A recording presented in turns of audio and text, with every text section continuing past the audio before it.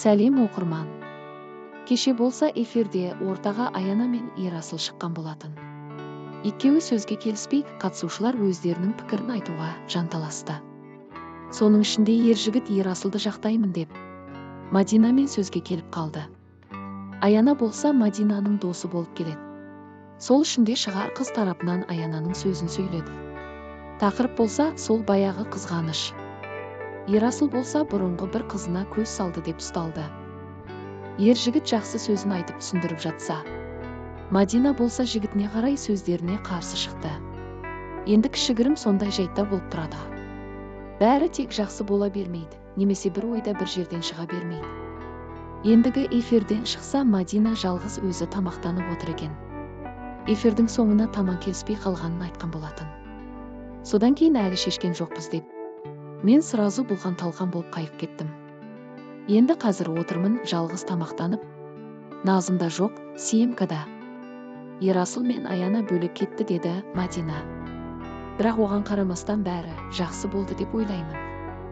Ержігіттің Мадинаның қасында болмағанына бір себеп бар. Ол болса бір тойды атқарып жүрген болатын.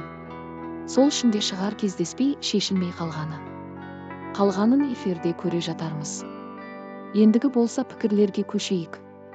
Жігітін пікір айтып отырғанда, Мадина сенің қабаттасып айтудың дұрыс емес. Оның үстіне өзгеше пікір емес.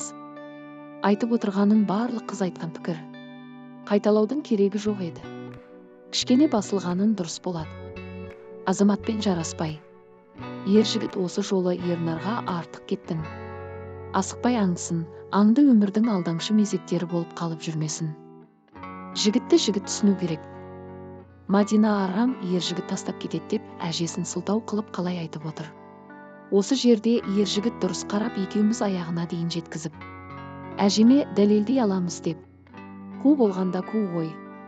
Арамдығына найза бойламайды, сүйкімсіз. Ержігіт қатты басына шығарма мынаны. Ие бола алмай қаласын. Мадина ержігіттің жақсы көретінін біліп сөйлегіш болып кетіпті. Әрең дегенде қолы жетті, ержігітке мұндай қыз керек емес, жағаласып отыратын.